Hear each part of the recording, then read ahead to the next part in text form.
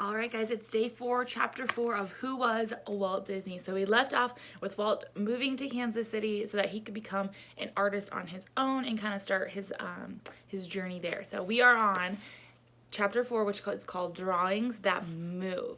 So think about, what do you think this chapter is going to be about?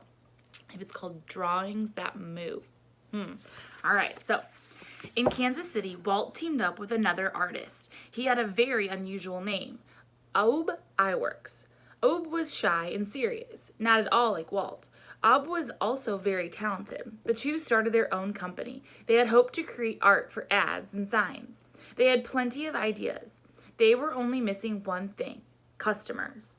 The shop closed after only a month. Soon after, Walt and Ub found jobs at the Kansas City Slide Company. It turned out to be a lucky break. The Slide Company changed Walt's life. He learned all about animation. Animation is a film of drawings that move.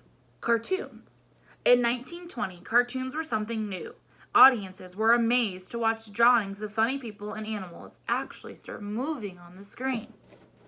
Animation basics.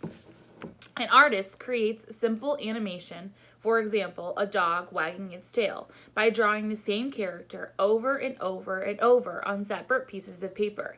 In each drawing, the position of the tail will be a little different. When the pieces of paper are flipped really fast, to the human eye, the tail appears to be moving. For films, professional animators create the illusion of motion by recording the scene changes frame by frame. So this takes a lot of work because, especially back then when they didn't have technology, they had to hand draw each little bitty change that happens.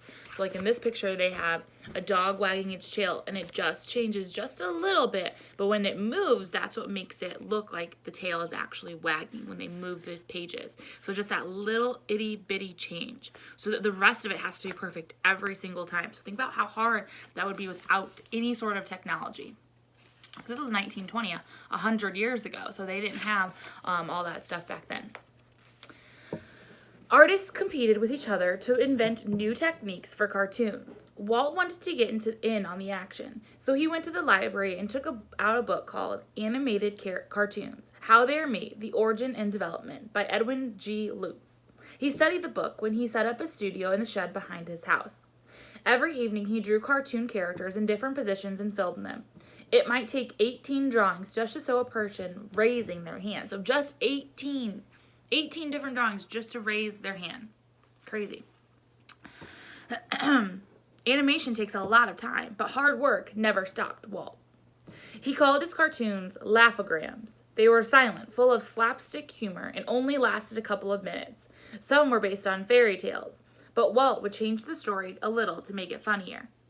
After selling a laughogram cartoon to the Newman Theaters in Kansas City, he started up a small company to make more. Walt recruited artists to help make cartoons. After all, he couldn't do all the drawings himself. The problem was he couldn't afford to pay a steady salary. Instead, he promised to share any money earned from the cartoons. His friend, Ub Iwerks, and a few other young men joined Walt in his new business. They spent the day drawing characters, making up jokes, and goofing around with a movie camera. Here's a picture of them in the studio, just drawing different things. Okay, so you can take a look at some of the things you see on their papers there. Walt worked on one film called Alice's Wonderland. Anyone heard of that? It was about a real little girl named Alice, played by a 4-year-old actress named Virginia Davis. Walt's Alice finds herself in a cartoon world. Mixing live actors with animation was something new.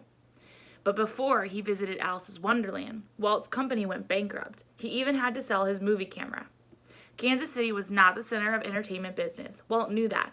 If he wanted to make it big, he had to go where movies were made. Hollywood. All right, and that's where we'll stop for today. Oh, actually, no, sorry. I am going to read a little excerpt on the next page, and then we'll stop there. Making an animated Disney film.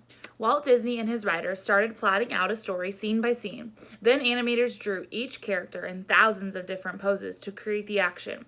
Inkers traced the lines of each drawing on pieces of clear celluloid. Painters colored on the silhouette drawings.